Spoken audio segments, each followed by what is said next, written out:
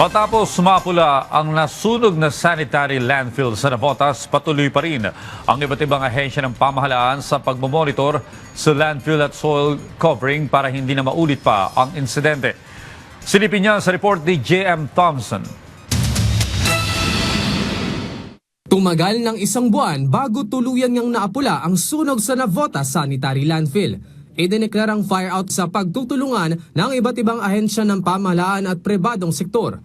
Lubhang nakaapekto sa Metro Manila at ilang kalapit probinsya dahil sa usok na mula rito. Una nang iniulat na walang safe closure plan at rehabilitation ng landfill at di umano'y napabayaan ng dating may-ari. Agosto noong nakarang taon pa umano ito, non-operational matapos mag-expire ang kanilang prangkisa. Giit naman ni Department of Environment and Natural Resources Secretary Juan Miguel Cuna, hindi dito nagtatapos ang kanilang pagmonitor. Kailangan po gawin pa rin ng operator ng rehabilitation ito.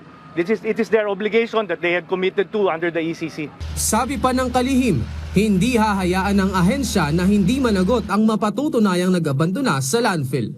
Meron na pong tuloy-tuloy na ugnayan with the Solicitor General's Office po. Yan po, sila po ang abogado ng pamahalaan.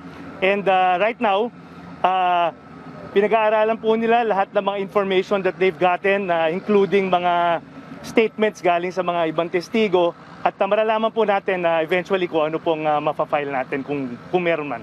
Samantala, muling ininspeksyon ng Navotas Sanitary Landfill ng iba't ibang ahensya ng gobyerno, kabilang ang Department of Public Works and Highways, Department of Transportation, Department of Environment and Natural Resources, at maging ang pribadong sektor na tumulong sa pag-aapula ng sunog.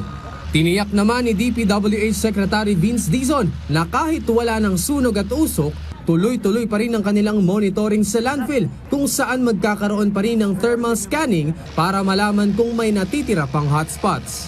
Tuloy-tuloy ito, no, hindi ito pwedeng huminto.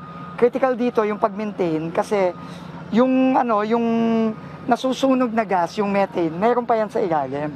So kailangan ngayon, tutulungan tayo ni Mr. Ang para masigurado na ma-maintain ng tama. Kasi kung hindi ma-maintain na naman ito, magkakasunog na naman ulit. So, yun ang pagtutulungan natin. Kita rito mula sa Navotas Sanitary Landfill na wala nang ang usok mula sa ilalim ng mga basura dahil nga yan sa lupa na kanilang itinatabon para matakpan ang usok at sunog dito sa landfill. Hindi naman sila titigil na maglagay ng lupa hanggang maabot nila ang standard soil coverage upang hindi na muling magsimula ang sunog. J.M. Thompson para sa Pambansang TV sa Bagong Pilipinas.